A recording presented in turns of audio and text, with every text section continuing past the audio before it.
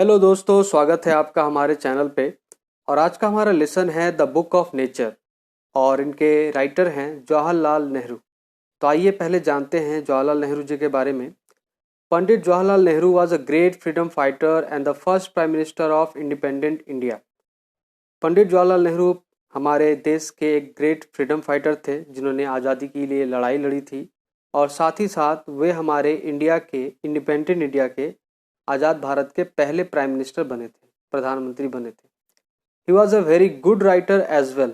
साथ ही साथ वो एक बड़े अच्छे राइटर भी थे। The discovery of India, glimpses of world history and autobiography are some of his noted work. और कुछ जाने माने काम मतलब उनके लिखे हुए the discovery of India, glimpses of world history and autobiography, ये उनके बुक्स के नाम हैं। During the late 1920s, he wrote a series of letters to his young daughter Indira to share his ideas, thoughts and knowledge with her. तो 1920s के time में उन्होंने पंडित जवाहरलाल नेहरू जी ने अपनी बेटी इंदिरा गांधी को बहुत सारे लेटर्स लिखे जिनमें उन्होंने अपने आइडियाज़ को, अपने थॉट्स को, अपने नॉलेज को उनके साथ शेयर किया था।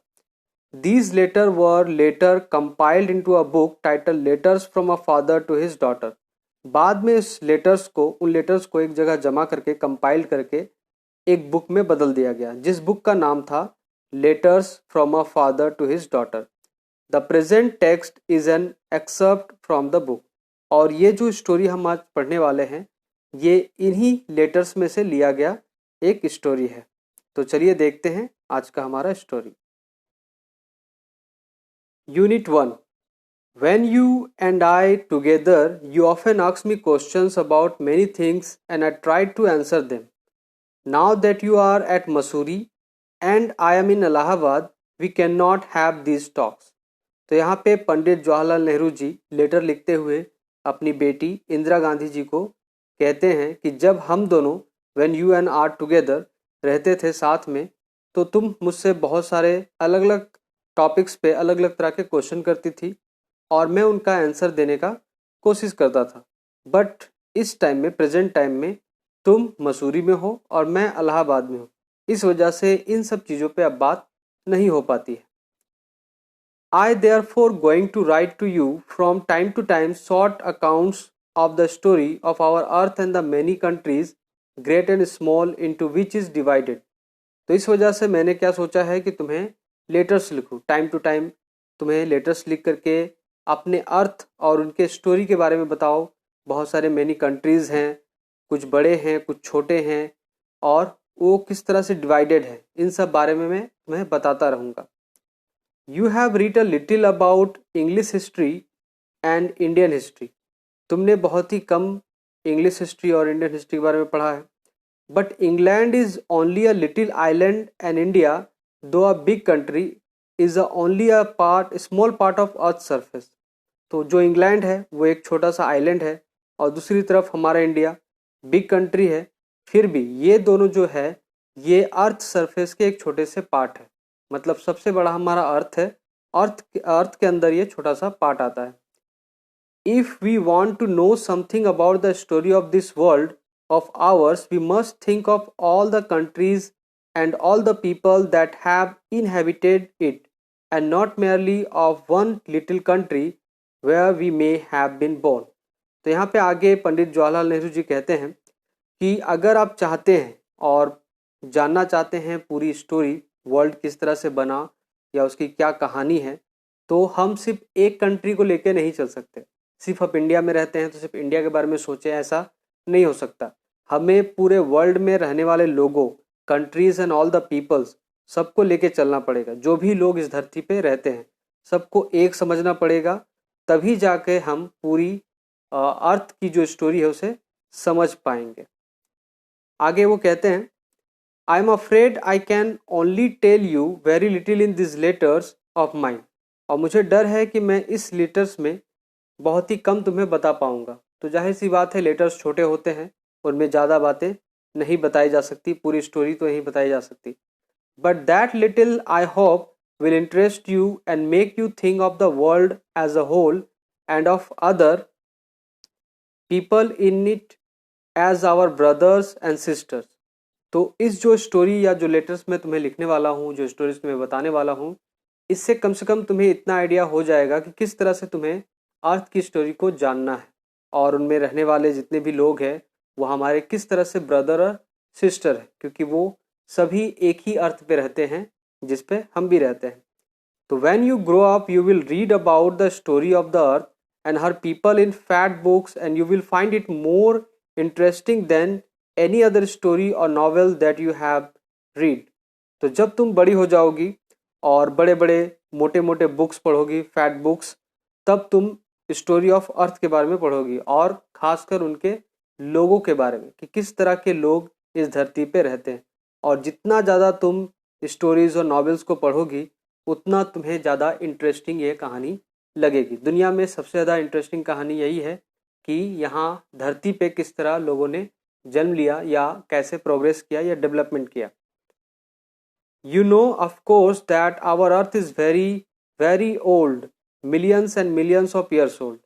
तो तुम्हें पता होगा हमारा अर्थ जो है वो बहुत ही पुराना है, बहुत ही पुराना, मतलब कि millions and millions of years old. 1 million equal to 10 lakh, तो 10 साल 10 लाख साल मतलब कई करोड़ साल पुराना हमारा पृथ्वी है। And for a long long time there were no man और वुमेन लिविंग इन इट। और बहुत सालों पहले जब मैन और वुमेन इस धरती पे रहते भी नहीं थे। Before the man came there were only animals and before the animals there were a time when no kind of life exist on the earth. तो इन जो इंसान है, इंसानों से पहले यहाँ पे जानवर रहा करते थे और जानवरों से पहले भी इस धरती पे कोई भी नहीं था, कोई भी लाइफ फॉर्म एग्जिस्ट नहीं करता था। It is difficult to imagine this world of ours which is so full today of all kind of animal and men to be without them। तो आप ऐसा इमेजिन भी नहीं कर सकते, सोच भी नहीं सकते कि किस तरह से ये धरती पूरी की पूरी खाली थी, ना कोई जानवर था ना कोई इंसान था। जिस तरह से आज पूरा पृथ्वी भरा पड़ा है, पॉपुलेशन बढ़ता जा रहा है, ऐसा पहले नहीं था। But scientist and those who have study and thought a great deal about these matters tell us that there was a time when the earth was too hot for any living being to live on it। तो जो scientist है और जो हमारे past को study करते हैं, उसके साथ डील करते हैं, वो बताते हैं कि हमारा पृथ्वी इतना ज़्यादा गर्म था, इतना ज़्यादा गर्म था कि वहाँ के लोग जो भी इस धरती पे जो भी जो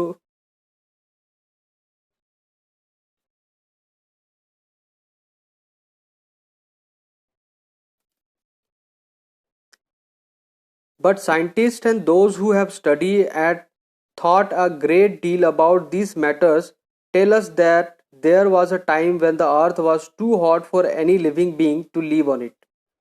तो जो हमारे साइंटिस्ट हैं और साथ ही वे लोग जो हमारे पृथ्वी के बारे में जानकारी रखते हैं और उनके बारे में पढ़ते हैं, उनका मानना है कि जब पृथ्वी शुरुआत में बनी थी तो उस समय पृथ्वी बहुत ही ज़्यादा गर्म थी और इस पे कोई भी लिविंग बीइंग नहीं रह पाता था, क्योंकि अगर कोई रहता तो वो गल जाता।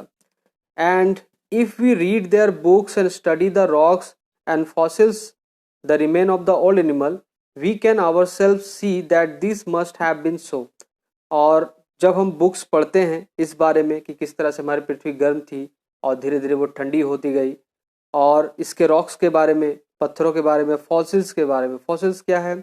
The remain of the old animal, जो एनिमल्स मर जाते हैं और पत्थरों में या फिर मिट्टी के अंदर दब जाते हैं और बाद में खुदाई करते समय, एक्सट्रैक्ट करते समय निकलते हैं, तो उन्हें फॉसिल्स कहा जाता है। तो we can ourselves see that this must have been so. और इसी फॉसिल्स और रॉक्स से हम पता कर सकते हैं कि किस तरह की पृथ्वी हमारी थी। Unit 2. You read history in books, but in old times when man did not exist, surely no book could have been written. How then can we find out what happened then? तो आपने history को books में पढ़ा होगा, लेकिन जब books नहीं थे, मेन एग्जिस्ट नहीं करते थे, किसी ने बुक लिखा भी नहीं, तब के बारे में हमें कैसे पता चलेगा? How then can we find out what happened then? उस समय क्या हुआ था, हमें कैसे पता चलेगा? We cannot merely sit down and imagine everything.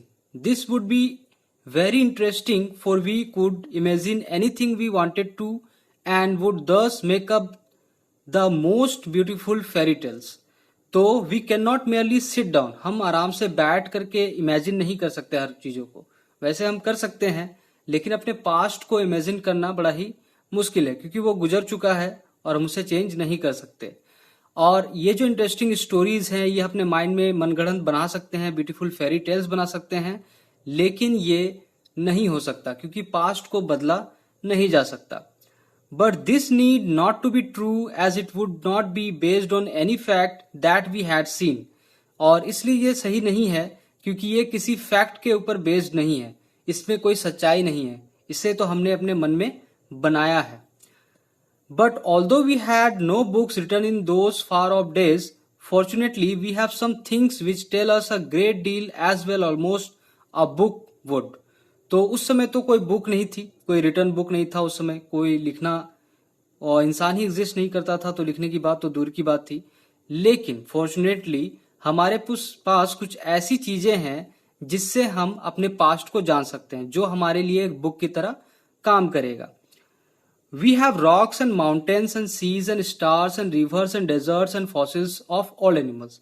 तो हमारे पास क्या है? रॉक्स है, पत्थर है, माउंटेन्स है, पहाड़ है, सीज है, समुद्र है, स्टार्स है, तारे हैं, रिवर्स है, नदियां हैं, डेजर्ट्स है, रेगिस्तान है, और फॉसिल्स ऑफ ओल्ड एनिमल्स है, फॉसिल्स है जो जमीन के अंदर दब गए हैं, और इन सब चीजों से हमें जानकारी मिल सकती है। These and other like things are our books for the earth's early story. ये सब चीजें और अलग अलग तरह की चीजों से हमें पता चलता है कि हमारा अर्थ कैसा था, अर्थ की अर्ली स्टोरी के बारे में हम जानकारी लगा सकते हैं। ये हमारे लिए बुक की तरह काम करेगा। And the real way to understand this story is not merely to read about it in other people's book, but to go to the great book of nature itself. तो ये जो चीजें हैं, इनको समझने के लिए आपको किसी दूसरे की लिखी हुई बुक को पढ़ना नहीं होगा। आप उसे पढ़ के कुछ भी समझ नहीं पाएंगे। आपको अगर इसे समझना है तो आपको खुद नेचर का बुक पढ़ना होगा, और नेचर का बुक पढ़ने के लिए आपको नेचर में जाना होगा।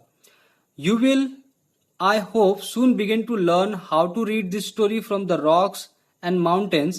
Imagine how fascinating it is.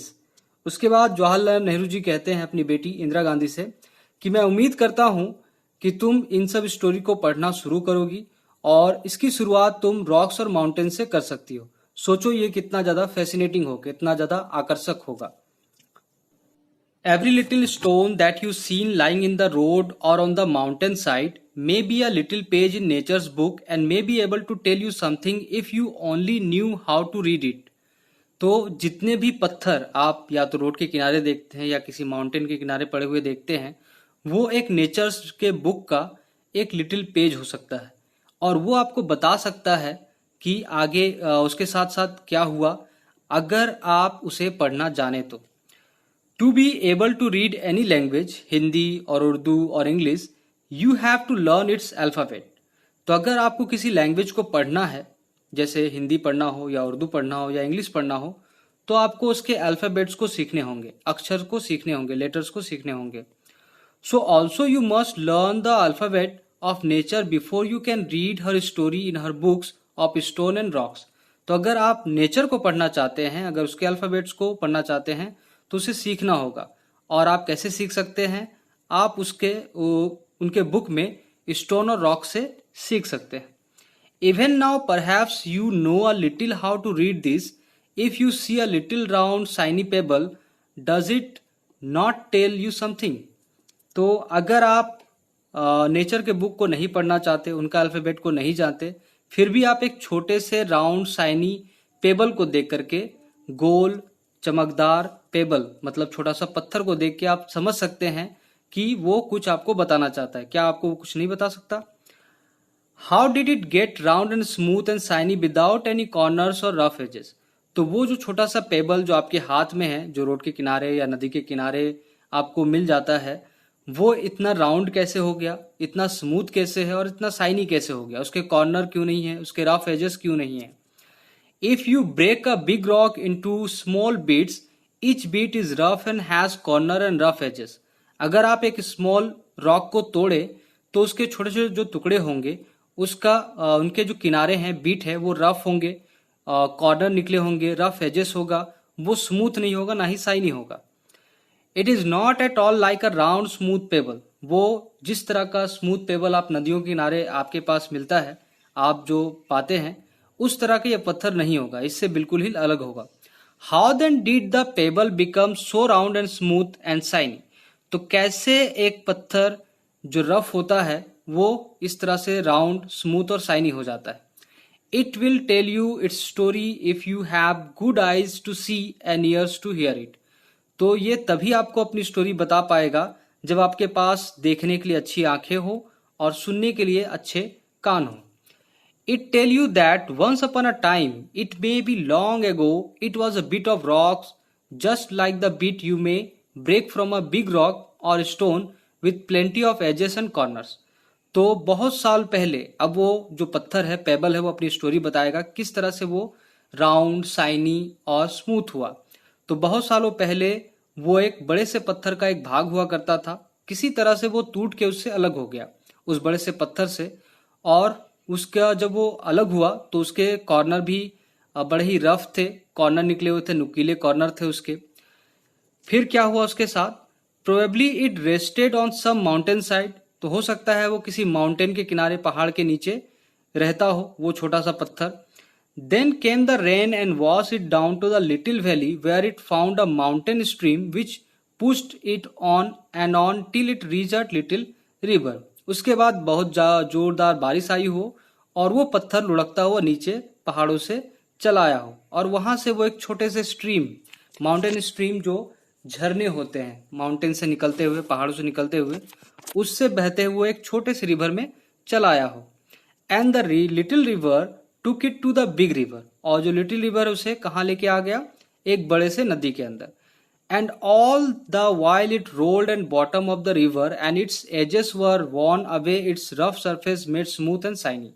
और जब वो लिटिल रिवर से चलता हुआ बिग रिवर तक पहुंचा, इस बीच में वो लिटिल रिवर के सरफेस पे घूमता रहा, राउंड राउंड सरफेस के घूमते घूमते उसके जितने भी एजेस निकले थे वो सारे खत्म हो गए, जितना भी रफनेस था वो खत्म हो गया, वो स्मूथ हो गया, और इस तरह से वो शाइनी भी हो गया, चमकीला भी हो गया।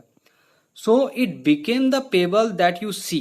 और वो पेबल जो आप अपने हाथों में लेकर के देखते हैं, राउंड, स्मूथ, शाइनी, ये वही पेबल था जिसके एजेस थे, रफ सरफेस था, कॉर्नर निकले हुए थे, और इस तरह से वो बन गया।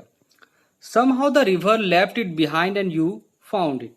और किसी तरह से वो नदी के किनारे रह गया हो और आपने उसे पा लिया हो। If the river had carried it on, it would have become smaller and smaller till at last it become a grain of sand and joined its brother at the seaside to make a beautiful beach where little children can play and make castle out of the sand. अगर ये payable नदियों में इसी तरह से लुढ़कता हुआ आगे बढ़ता चला जाता तो धीरे धीरे ये छोटा होता जाता, छोटा, इतना छोटा कि ये छोटे छोटे कण में बदल जाता और सैंड बन जाता, बालू बन जाता, और किसी समुद्र के किनारे ये आके अपने भाई बहनों के साथ ज्वाइन हो जाता, जमा हो जाता। वो इस तरह से क्या करता है, एक ब्यूटीफुल बीच बनाता, समुद्र का किनारा बनाता या नदी का किनारा बनाता, जहां पे बच्चे खेलते और उस बालू से, उस सैंड से सैंड कैसल्स बनाते, मतलब कि एक फोर्ट बनाते, किला बनाते। If a little pebble can tell you so much, how much more could we learn from all the rocks and mountains and the many other things we see around us.